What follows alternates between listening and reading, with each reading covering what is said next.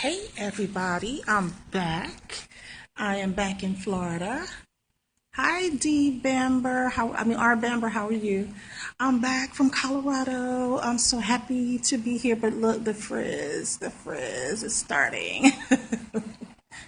No, I'm happy to be back in Florida. I had a great time in Colorado.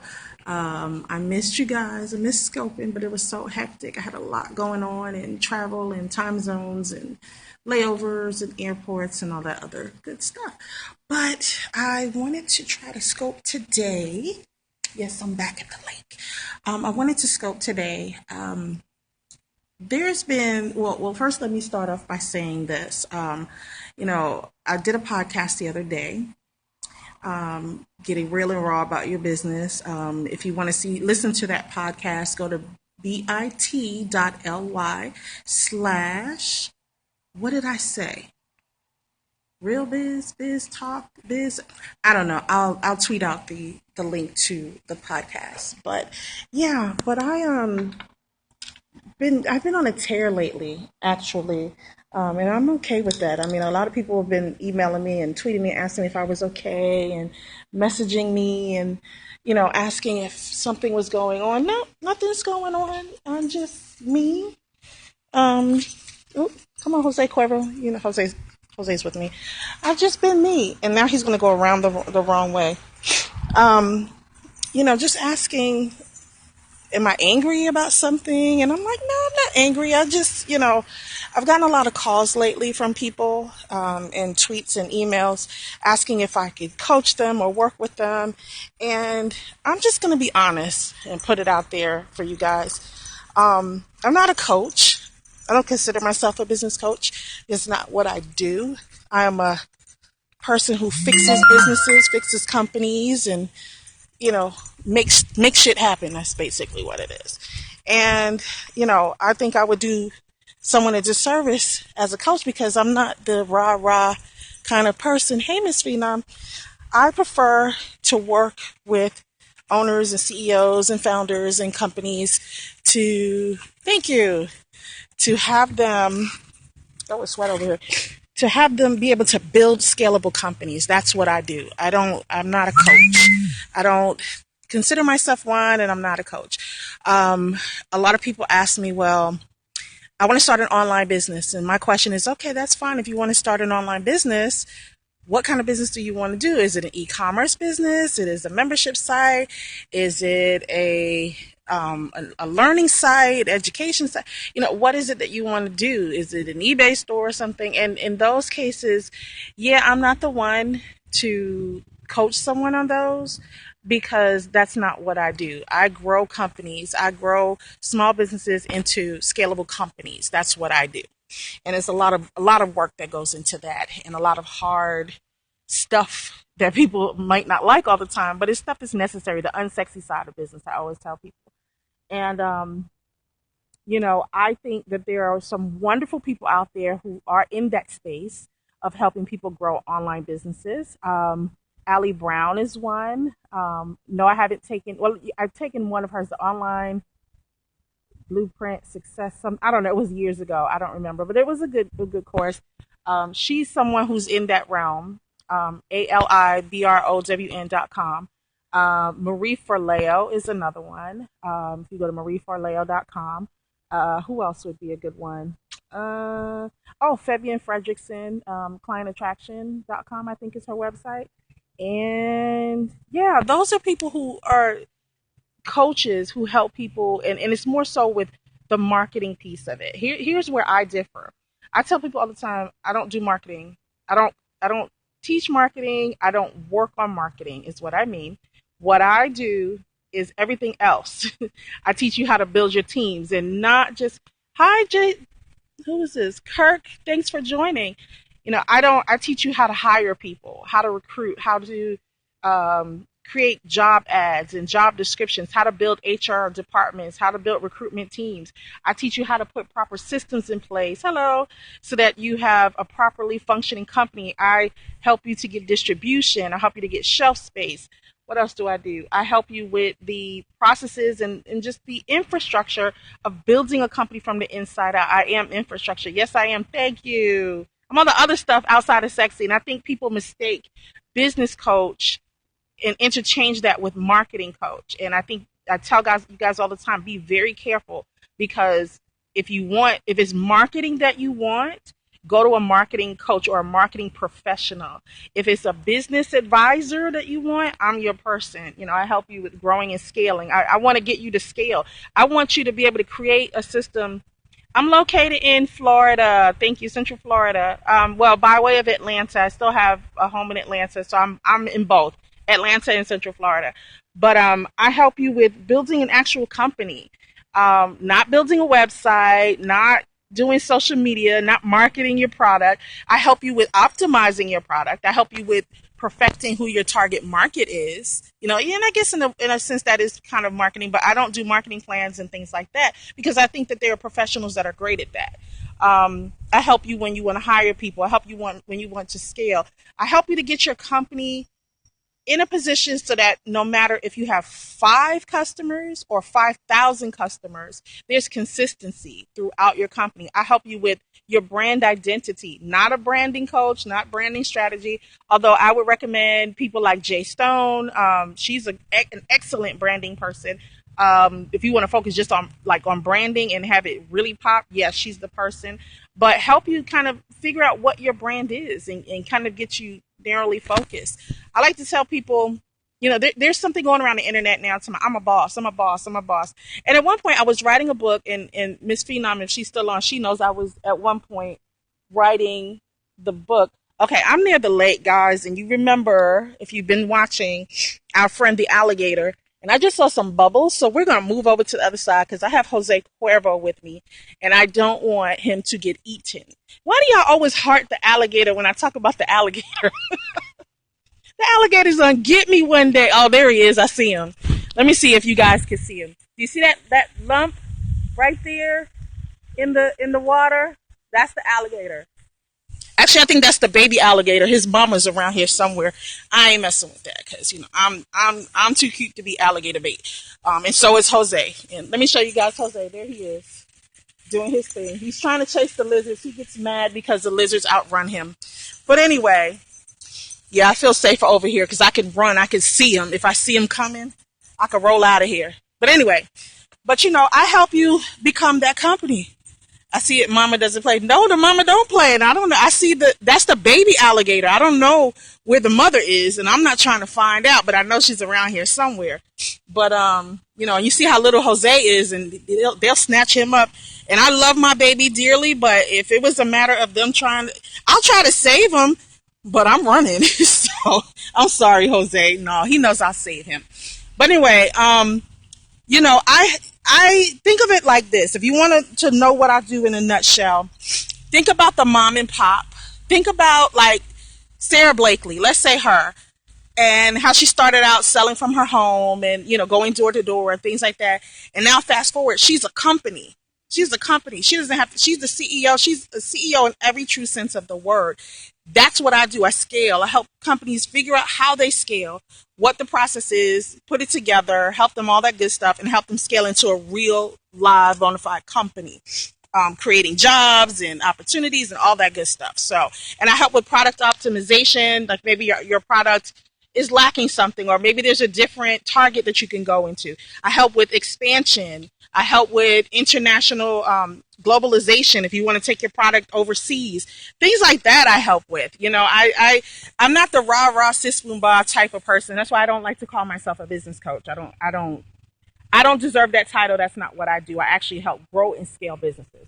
So that said, I did a podcast the other day. Yesterday, as a matter of fact, podcast episode number 4. So if you go to my blog, empowerme.org/blog, it's the first one that you see. And it's crazy because something came over me, because I've been getting these calls from the Periscopes, and I love all the Periscope love. Thank you guys for all of that. But I get a lot of people who should be calling the Allie Browns and the Marie Faleos and Fabian Fredericks. I want to do this kind of business, but I don't know how. Well, I'm not that person. I can't help you with that because I deal with people who are already in a business. Oh, my lighting is bad. The sun is hot out here in Orlando. But anyway, and I have been getting all these calls, and I appreciate it, and I appreciate the love, but I'm not that person. But, and a lot of the people that have been calling me, they're not even clear on what they want to do. It's like, I have this idea, and I have this other idea, and I have this other idea. Okay, I need you to help me make it into a business. Can't do that. If you watched Shark Tank yesterday, there was a family on the eyeglass wax or whatever the heck it is. Yeah, I see the alligator. Come on, Jose. The eyeglass wax. And somebody, I think it was Mark Cuban, he said, oh, you guys are a product. You're not a business yet. You're not a company yet. And I think they got a little offended. And a lot of people don't understand when people say that. Sometimes you can have a killer product, but you're not ready to be a company yet. That's where I come in. I help to build companies. But you have to be very clear about what it is that you're giving. And let me go even a step further. When you're starting, when you have a business, you need to understand who your customer is. You need to understand the value that you provide to them, and you need to understand what is that question I'm answering for them. What is that need that I'm fulfilling? What is that pain point that I am alleviating? What is that problem that I'm solving for them? So when people say, oh, I want an online business, okay, that's fine, but what problem are you solving? Hi, is that Bambers people? Hi. What problem are you solving for people? And then when you figure that out, even drill it down even more. Like I had a young lady who called me and said, well, I want to set up this website, a membership site with, some videos and training and everything for women, Hispanic women entrepreneurs. Okay. What problem are you solving? Well, I'm giving them a place to congregate. Hello. I'm like, okay, what problem are you solving? Well, I'm giving them a place for Latinas to meet. What problem are you solving? Because there are 1,001 other Latina sites out there. What's going to make your site the place of choice that people are going to come and hang out? We look at Facebook. We know what Facebook is. We know what they want. It's a place for people to come and goof around, talk with their family and their friends, show pictures and look at videos, and that's what you do. That's the place of choice for Facebook, and it's the number one spot right now, aside from Twitter and Google Plus and LinkedIn. But Facebook, we know what that's for. So what is your site for? What is your company for? And people are not clear on this. So what I ask people to do is get very clear and specific about who you're targeting, why you're targeting, what problem you solve or question that you answer, and how are you the best solution for people. Once you have that in place, then you have the makings of starting to build a business. See, there's layers to this. And that's what I was saying before the alligator jumped in. Let me just deviate a little bit. I put up a quote a little bit earlier. Oh, damn it, the bugs are out. I put up a quote a little bit earlier. Anybody can be a boss. Not everyone can be a mogul, and even fewer people can be a power broker. And people lost their minds when I said that. And I'm like, oh, it's just a thought that came. It came to me when I was flying to Colorado the other day. And it's the truth, because the term boss is so overused these days.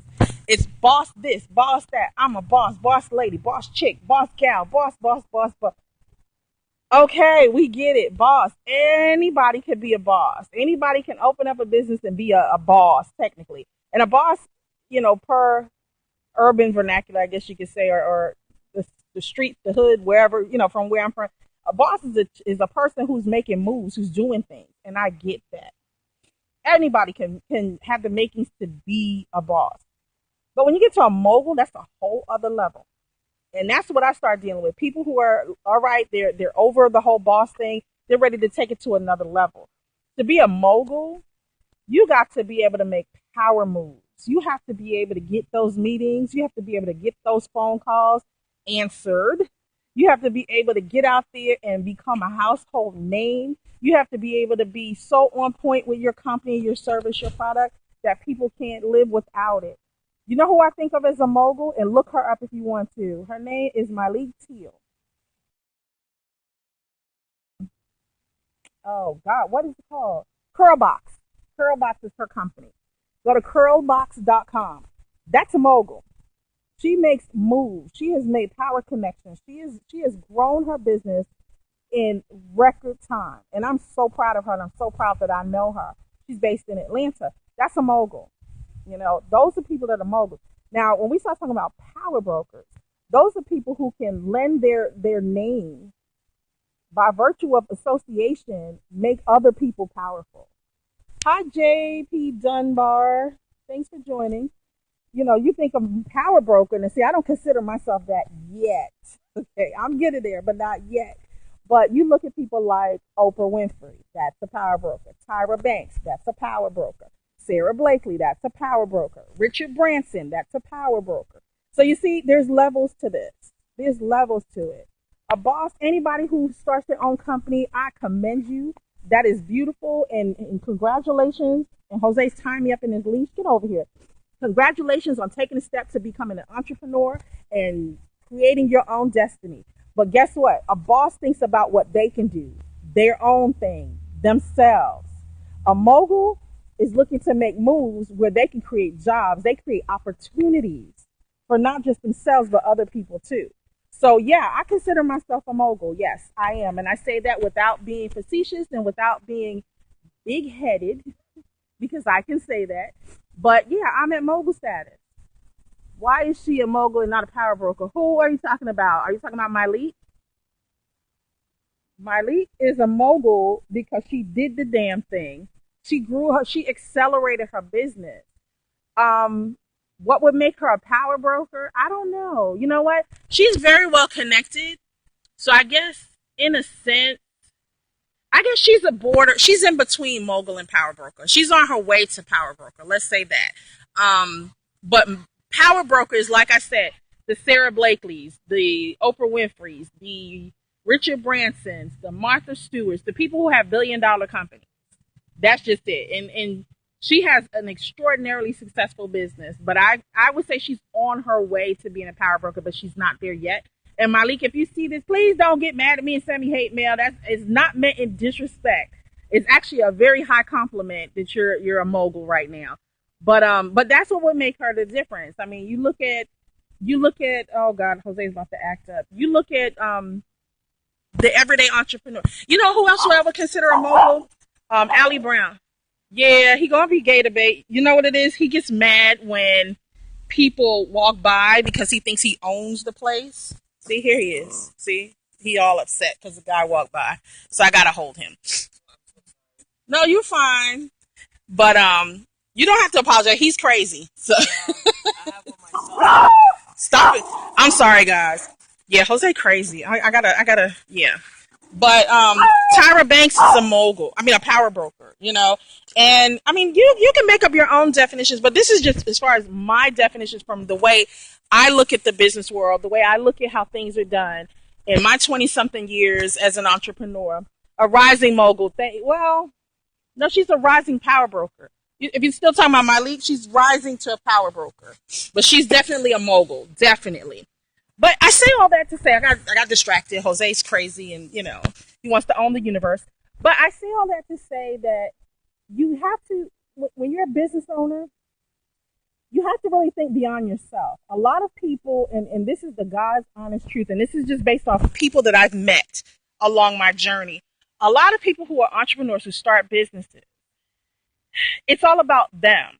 Making money. What can I do? What notoriety can I get? What media can I get? What attention can I get? How much can I make? Can I break $1 million? It's always me. And that's okay, because in the beginning, you have to think like that. You have to, because if you're not thinking for yourself, nobody else will. But eventually, then it comes crunch time. Okay, well, what do you want? What do you want from your life and from your business? What do you expect to grow? Do you want to have a company? Do you want to have a multi-million-dollar enterprise? Do you want to become a mogul? Do you want to become a power broker? And thanks for the hearts, guys. Keep hearting if I'm giving you stuff that's making you think. I'm not, here to sell anything or anything like that. Who is this? Hey, freelance to you. Welcome. But, if I'm giving you stuff to think about, I'm glad, because if I could just touch at least one person and make a difference and help you figure out this game that's entrepreneurship, then I'm doing my job right. Not everybody is going to be in a position to work with me or even want to work with me. But if I can at least give people clarity on what it takes to really be an entrepreneur. And I'm going to tell you, there's a lot of people, because the media glamorizes it so much. There are a lot of people who want to be an entrepreneur, and when they get in it, they can't take the heat. They can't take it. They panic because they need to be, expecting weekly paychecks, and they're not cut out for it. And that's okay, because everybody's not cut out to be an entrepreneur. And I tell people all the time, it's okay. You have to stay in your lane. But think about what life is outside of that lane. Think about what your world could be if you are creating a household brand, a household name that people love and that they come to rely on for their day to day. Think about what it would be like to create opportunities for other people. Think about what it would be like to collaborate with other powerful entrepreneurs and touch the bigger ecosystem. Think about what it would be like to create jobs. We talk all the time about the economy and, oh God, is Obama creating jobs? Is Congress creating jobs? And blah, blah, blah, blah, blah. The headlines are every day. But think about the power that you have when you create a business, when you create a company, because a business has maybe an assistant and maybe some interns or whatever. A company builds careers. A company creates job opportunities. A company is something that everybody should reach for. Entrepreneurship is beyond hard work. I've been doing that shit for like 21, 22 years.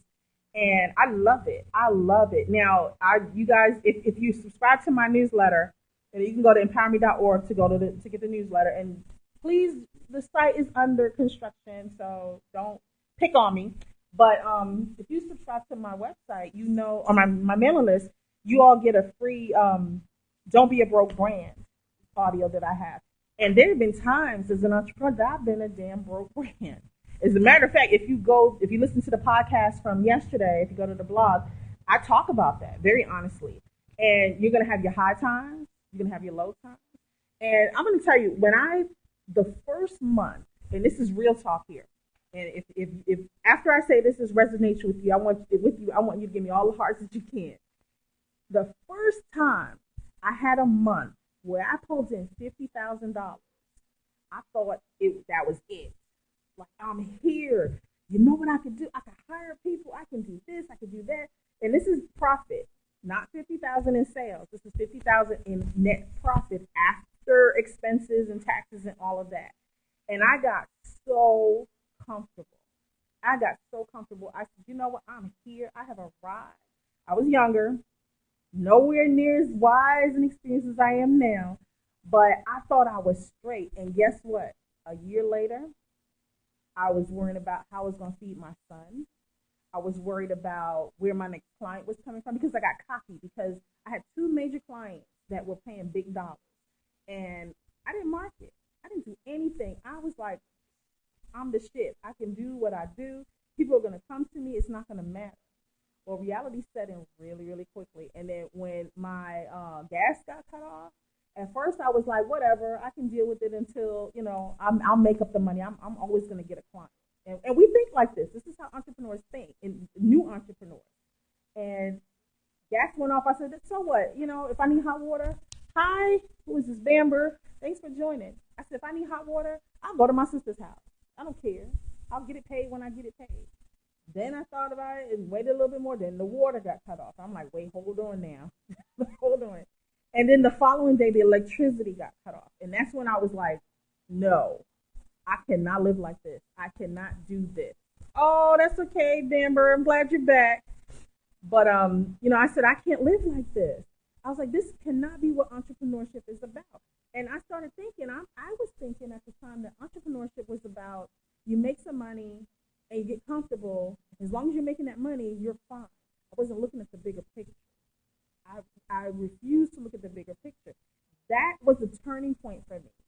Then I started getting serious about my business. Thank you. I have to be transparent because you know what? There's so many liars that are out there on the internet.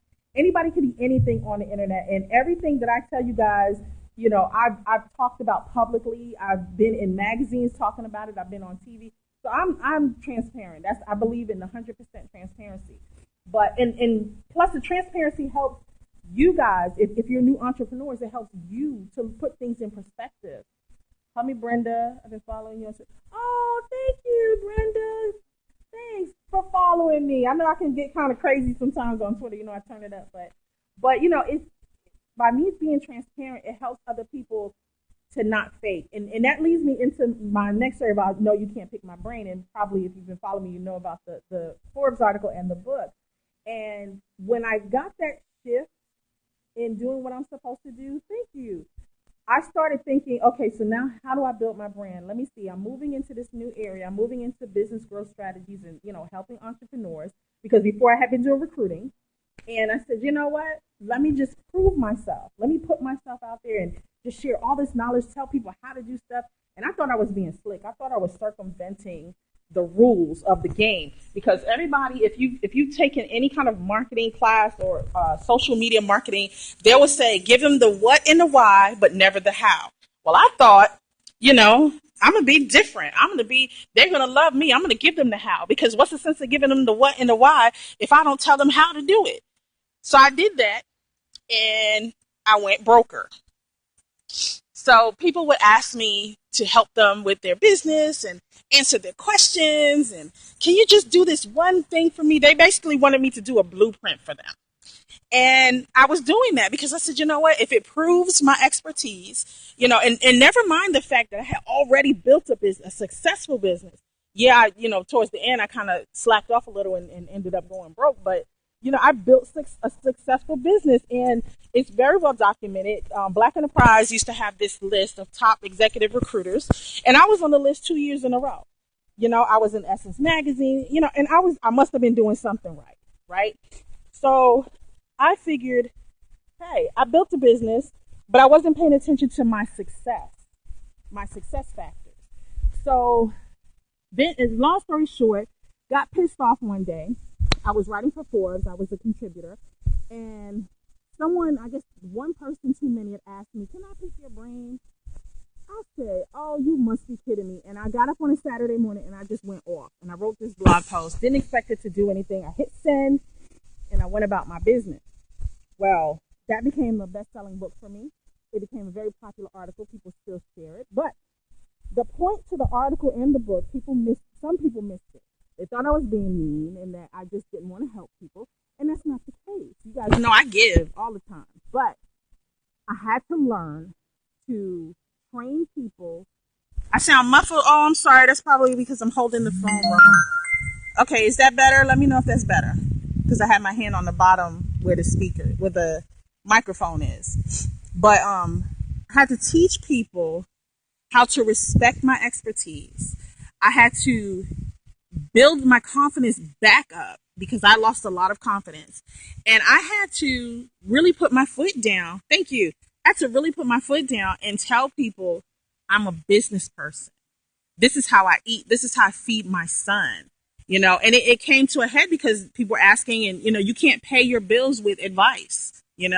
My mortgage went behind. I almost lost my home, and I like, homes is a material thing, but I love my home. I didn't want to lose my home. I had a child, but it all came to a head. And after I wrote that book, that was the most cathartic experience that I've ever had. Oh, good. Thank you, JP Dunbar. I'm glad you like it.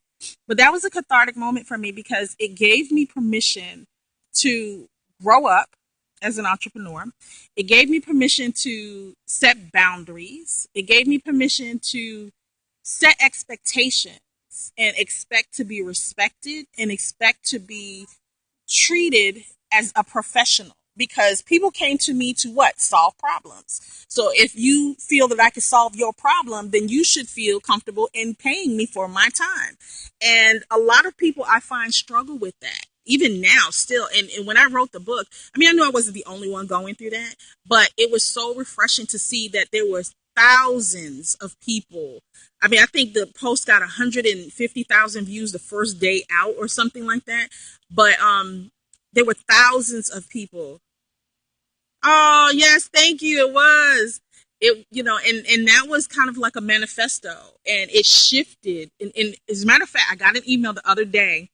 A woman who has her and her husband have a company together. You've been in this place for years. Yeah, you have to, you know what? You have to, something will happen where it clicks in your mind, and you're going to get to a point where enough is enough. And that's where I was, you know, and I had to, like I said, almost lose everything to know this. And when you have a child, and I don't know all you guys' situation, but I had a child at the time. And when you have a kid, that flight, thank you, it did go viral. That fight or flight instinct is no joke. When you have children that you have to take care of, yeah, that's when full instinct kicks in. But for me, it was a turning point. And like as I was saying, the couple, the lady that emailed me just the other day, she said, you have no idea. She said, I read your article a couple of years ago. She said, and I was going through something recently, and again, your article popped up. And I read it. She said, and you have helped me change the way I do business. I have another person who followed me on Twitter for a while. She's a PR person. She does has a PR agency. She said, you have single-handedly changed the way that I conduct business because you wrote that, you was honest about it, and you made me see that I had to value myself. We always talk about value the customers, value, you know, potential customers or prospects, and you have to, because without customers, you don't have a business. But you have to still value yourself. And that's not being big-headed. It's not being conceited. It's not being egotistical. But you need to value yourself the same way. Let's say the same way as if you were going for a job. If you still have a 9 to 5, you still have to be confident enough to go to that interview and ace that interview to show them what you're working with so that you can get that job. The same thing when you run a company. Okay, Jose's acting up again. I think people do this because intellectual property is tangible, products are intangible, products are tangible. Yeah, that is true. Jose, get your little behind over here and stop it. He's, you know, hold on, guys. Give me a minute. Let me get this little monster. Hey, come on now. Stop. That dog isn't doing anything to you. Okay, he's not listening. I'm about to throw him into the pool, to the lake, to the alligators. But, yeah, you're right. Intellectual. Come here. Stop. Good Lord, he's feisty. See how little he ain't but this. He about the size of a squirrel. See how crazy he gets? Stop it. So anyway, you know, intellectual property, and that's where I think a lot of people fall into the thing about getting broke or losing their way because they don't know how to articulate their value. They don't know how to articulate what they bring to the table and how they solve problems. No, you can come and get him if you want. Since you can't quantify it, the customer wants to price it. Yeah, and again, that goes into value. If you know your value, and here's a simple formula. I'm gonna throw this dog in the lake in a minute. Jose, stop. Let me try to move to another side because he's really freaking out over here. If you can articulate your value, people won't mind it. But here's the formula that I use. I find out, number one, what is it going to cost you to not have the solution to your problem? Like, can your business sustain? Can you keep on going if you do not have the solution to your problem? Test number 2, what have you done so far to solve this problem, and what has worked and hasn't worked? And usually 9 times out of 10, everything they've tried did not work. So, that lighting is better. Okay, yeah, I'm sorry, guys. You know, find out what they've done and how they've done it, and you know, and find out also, how much do you value your business? I think it's unprofessional to not respect it. Yeah, it is unprofessional because here's the thing. And this is one that I throw at people who try to get extra ghetto with it when they want to have the hookup or whatever. Oh, Lord, they go to alligator. I think he's following me. I ask them, do you discount for people? Do you give stuff away for free?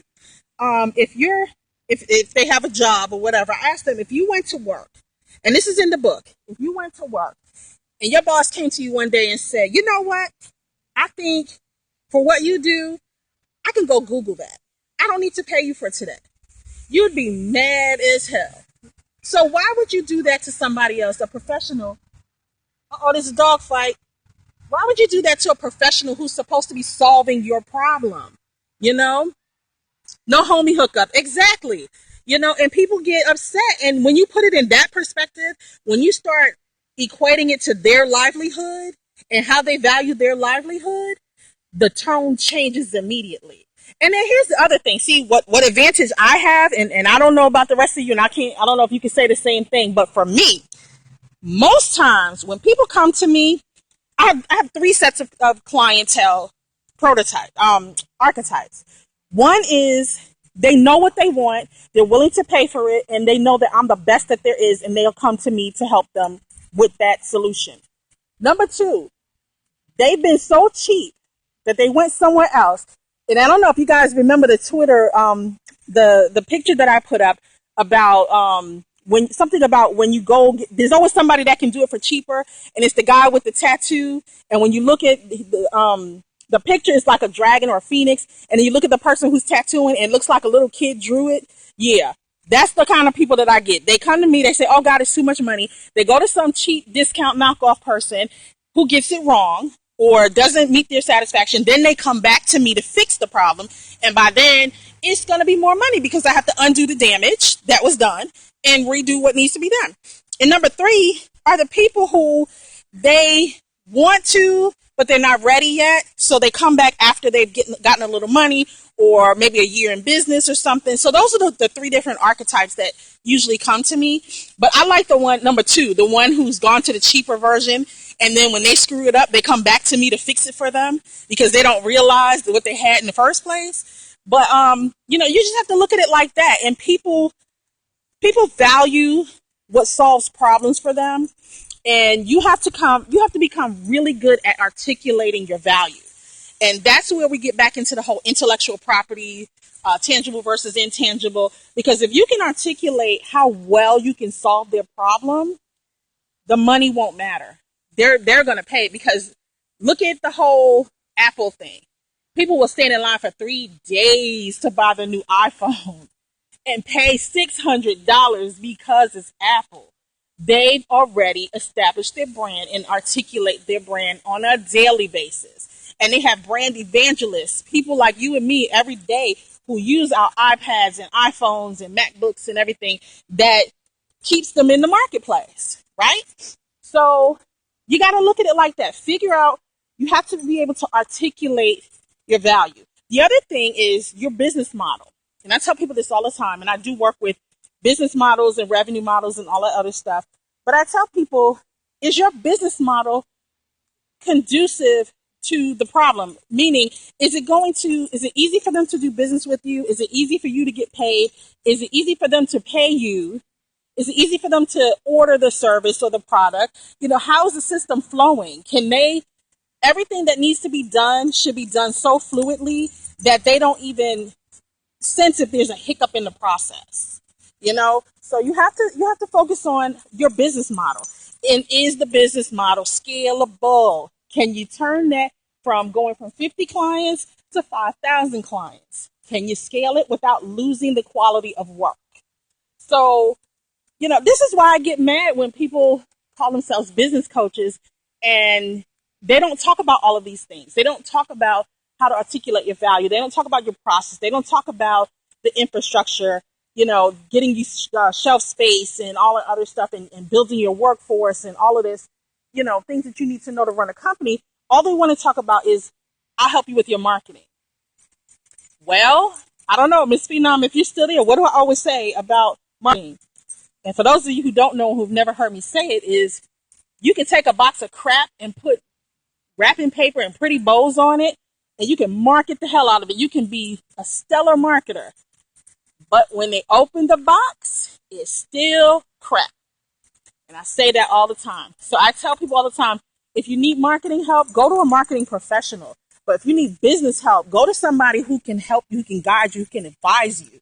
Because marketing and business coaching, that's two different things. I think we're about to have another episode because Jose doesn't like people on wheels and little girls over here skating. Stop it, Jose. Yeah, he's getting upset. But you have to, learn the difference. Learn the difference, because if you don't, you got to be when you're first time in business, I'm sorry, Jose's so rude. When you're in business, you have to account for every dollar that you spend. So you need to spend wisely, and you need to make sure that you're getting the advice and the guidance. I'm sorry, I'm trying to get the better. Yeah, there we go. You need to spend the money on where you're going to get the best guidance and the best advice that's going to move you forward. You don't need worksheets. You don't need videos. You don't need group sessions. You need to sit down and be able to help someone You need to be able to give an advisor the vision of what what you want your company to be. And then you need to be able to sit down with that person and map out that step to get you to those goals. And I'm not saying a business coach can't do it; they can, but that's on a smaller level. If you want to be a six figure, hey, that is beautiful. There's nothing wrong with small business because small business is the backbone of the economy. I always believe that. I stand by that. But if you're thinking beyond that, if you're thinking beyond mom and pop, if you're thinking you want to get up to create jobs and opportunities and have a big company where you can step away from it and you don't have to be involved in the day to day, then you're thinking on company level, you're thinking on mogul level, and that requires a whole other side, a whole other level of advisories. You know, the other thing, I just thought of this, speaking of advisory, if you're serious about your business, you'll have an advisory board.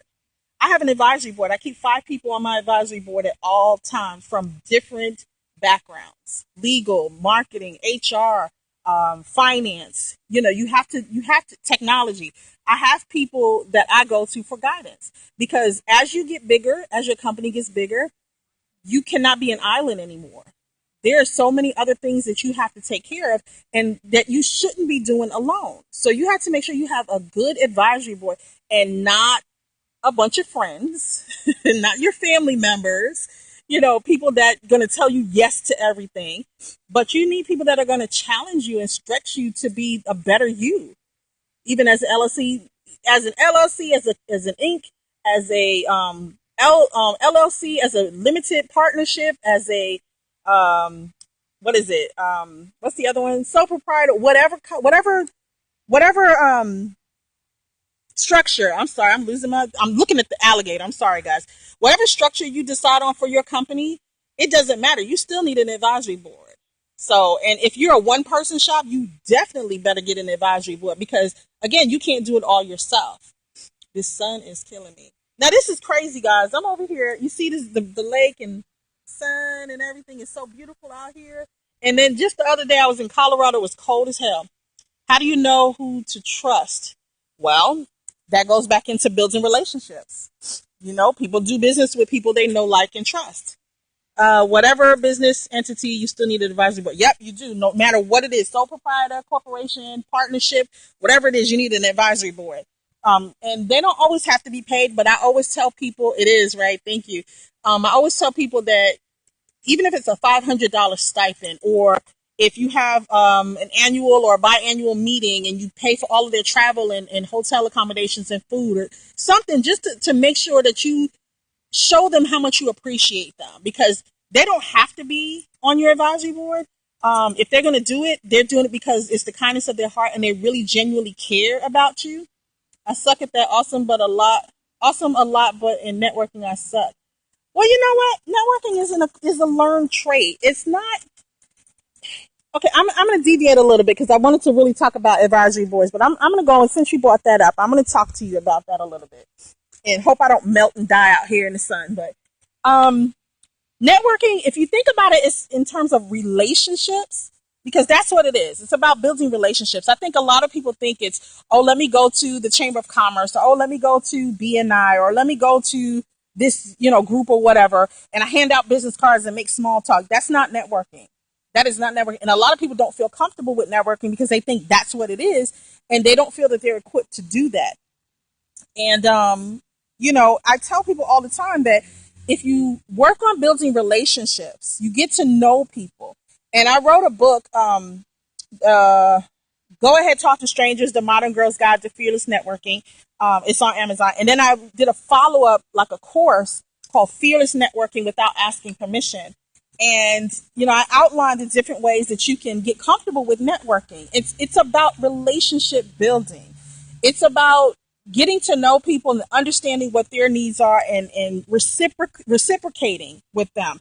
Of course, you start off with offering what you can do for them. Here's something that I came up with, that I was talking to somebody about a couple of days ago. I always tell people, never leave a conversation off saying, well, if there's anything I can do, or if you need anything, let me know. Or if there's anybody I can introduce you to, let me know. That's open-ended. You never, and that's the recruiter in me. I never like to leave well, I like to do open-ended questions when I'm interviewing, but when you're trying to solidify a relationship, open-ended questions are not the way to go. You need to ask for what you want. We spend too many times playing games and all of that, and you need to ask for what you want. If you don't ask for what you want, you're not going to get it. We also need to ask people what they need and then tell them what we can do to accommodate them. So I may not have the answer to everything, and I tell people all the time, I may not know right then and there the answer to a question, but I always know somebody who does. So you have to make sure you're asking the right questions. Ask the probing questions so you can determine what it is that they need. If you can't figure out what they need, or if they play it right, if they, and I meet a lot of people that play games and say, well, let me think about that and see what I could do and blah, blah, blah. I don't want to put my sunglasses on because then I won't be able to see if you guys have questions. But, oh God, here comes another dog. Let me move again. Come on, Jose. If you're not asking the right questions, you're never going to build the right relationships. And if you if you have the relationship built on false niceties, I guess that's the best way I can put it. If there's anything I can do, that's what you say when you're at the airport and you run into somebody and you meet them and you know you're not going to see them again. If there's anything I can do, you just let me know. Here's my card. Those people are not really, either they don't know how to network or how to give you what you need, or they really just don't care. That's the God's honest truth that I've encountered in my career, in my business. But what I do is I ask people, tell me what you need. Tell me what you need. What can I do to help you with this project? What people do you need to be introduced to? Things like that. You have to be able to ask these questions. If you don't ask these questions, you're not going to know if you can help anybody or if you can network with them. So make sure you're asking the right questions in the right way. So that, hopefully, that little networking primer, JB, I hope that helps you. Come on, Jose. I hope that helps you and gives you some perspective in how to do better at networking. So, oh God, the sun. But what was I saying? Advisory boards. Okay, I'm about to lock this up in a minute because there's too many dogs out here and Jose's going crazy. But yeah, get yourself an advisory board. If you're serious about growing a company, you have to start thinking from now. It doesn't matter how small you are, how big you are. Think about the long term, where you see this company going. What is the end goal for your company? So start thinking now. And start making those connections now. And, I don't know if that's about all I can tell you right now. So if you want to work with me, that's fine, but just know that it's not easy. I don't come cheap. Okay, please. I don't come cheap and I'm not easy. So, but I do have a program starting, but this is something for companies that's been in business for 3 years, generating revenue, even if they're not profitable, but it's called Incubate to Accelerate. And Ms. Phenom put the link up there earlier, ia.empowerme.org. It's a 6-month program, very intense, and it's to help companies scale and grow and get them investment ready. Because I'm so tired of seeing people go on Shark Tank. Thank you. I'm so tired of seeing people go on Shark Tank and asking for money when they're not ready. So Incubate to Accelerate. Consider it's a pre-accelerator. First 3 months is incubate stage, where we get your company, your processes and systems and everything down pat. And the second phase is getting you investment ready, helping you to learn how to pitch, helping you to understand your valuation, because y'all know how I feel about valuations. I think it's garbage most of the time when people say, oh, we have a 3.5 million valuation. How the hell you come up with that valuation? The link again is ia.empowerme.org is the site. And I do not like how other accelerators take an equity stake in your business. I don't take an equity stake. I don't want the equity stake, but there is skin in the game. It's $4,995 per company. So if it's just you, that's what it is. If it's you and a partner, then it's still the same price, but it's per company, $4,995 per company. And it culminates with events and opportunities to pitch investors. We do have some pitch coaches that are coming in. Good friend of mine, Martin Sorju, he wrote a book. Oh God, what is it? something pitch. I can't. I'll tweet it out. But he did write an excellent book about pitching. He's a former attorney in VC investor, so he's going to be doing that. We're going to have pitch competitions. We're going to not competitions where you can win, but more like a what do you call it? I'm looking for the word. I'm missing the word. Practice. Thank you, Agent. I'm glad to find you.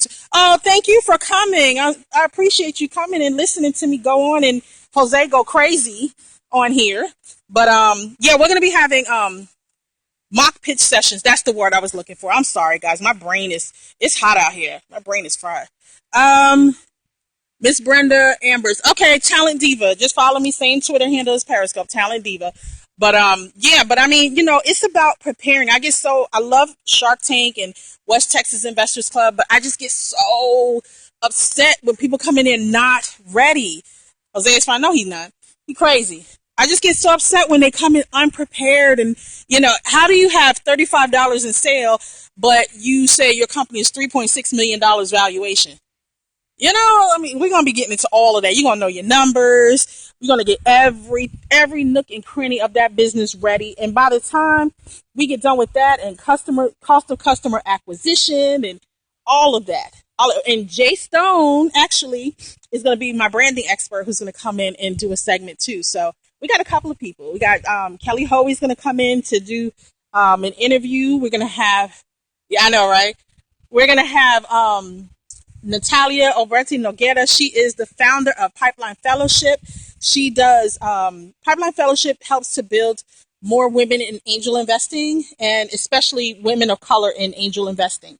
So, I mean, and that's the other stuff that I want to thank. Yeah, much love for Jay. I love her. That's my girl. If you guys didn't see yesterday, I hope she has it on the replay where she had her book launch. It was the most awesome thing. She made me step up my game. And I know that Miss Phenom had asked, she keeps asking me, when's your next book coming out? After that, I cannot follow Jay after that, honey. She did too good of a job. So yeah, I need to come with my A game. Matter of fact, I should hire her when I do my next book. Good. Yeah. Okay. Catch.me/JStone. But, what was I saying?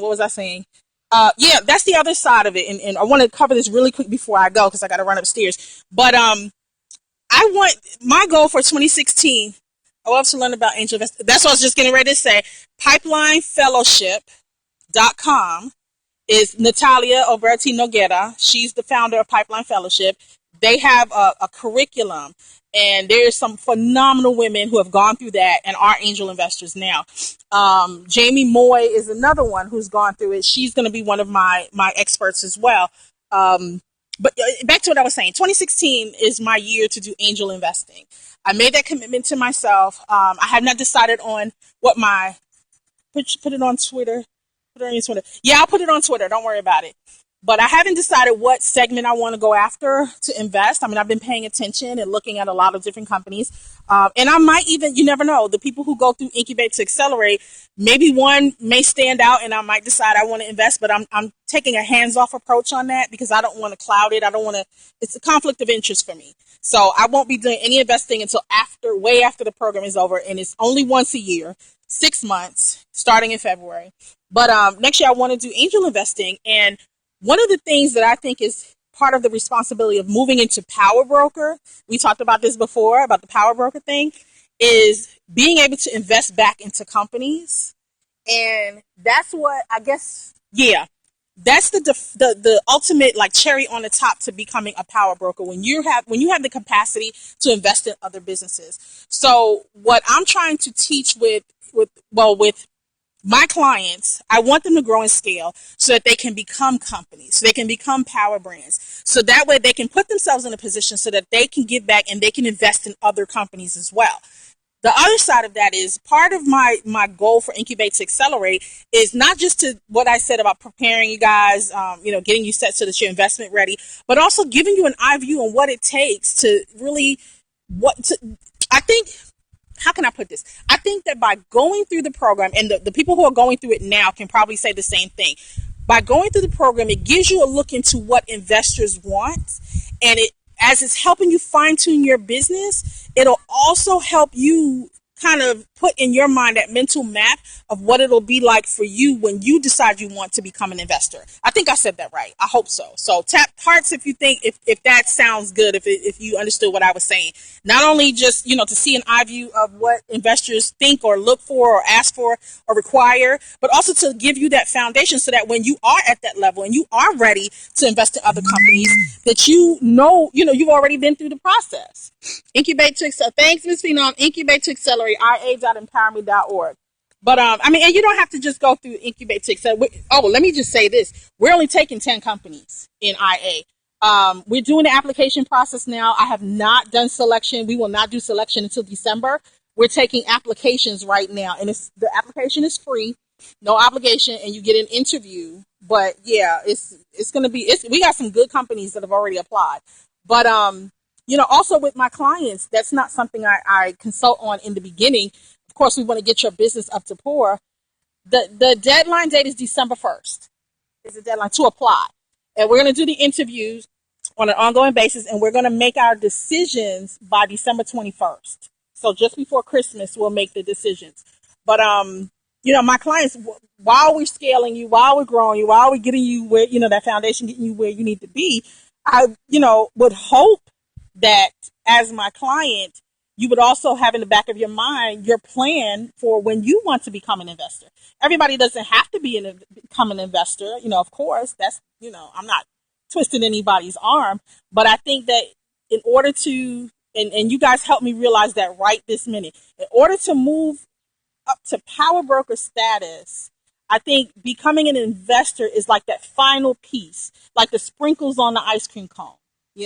It's the relationships, it's the creating opportunities, it's all of that, and, building a powerful brand, but also being able to give back by investing.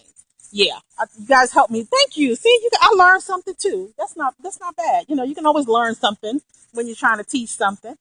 But yeah, and I do free discovery sessions, you guys.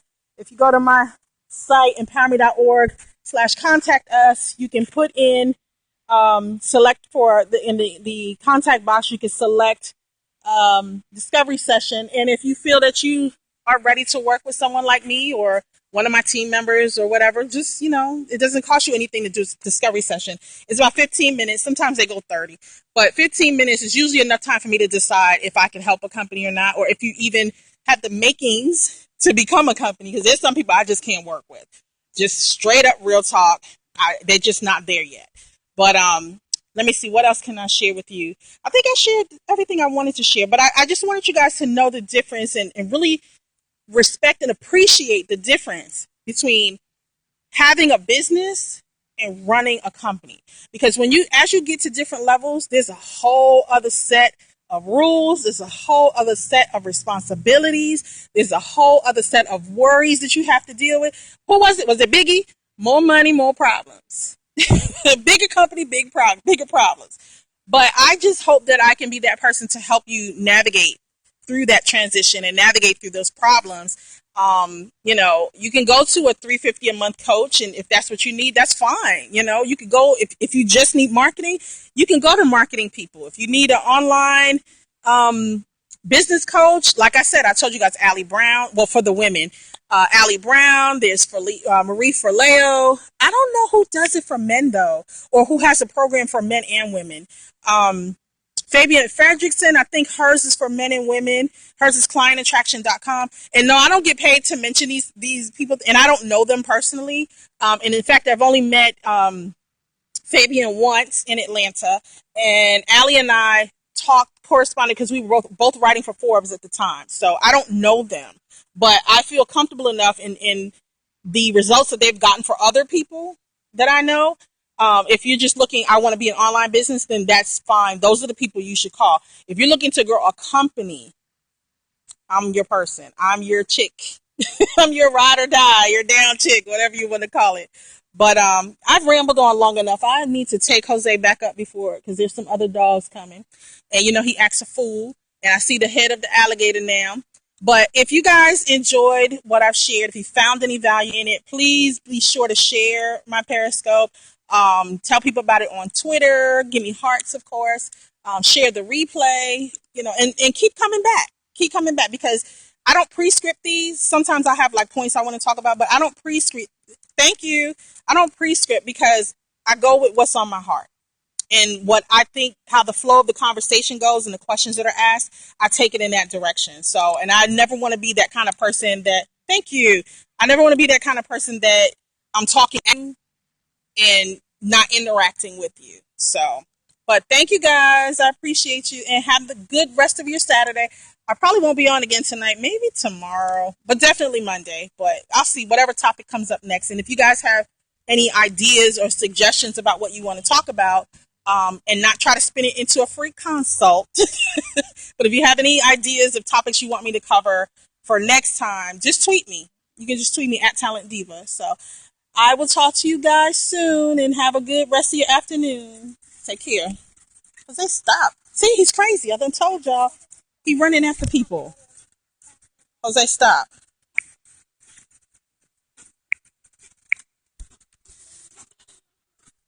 I'm sorry, guys. He's not staying still for me to cut it off. See y'all later.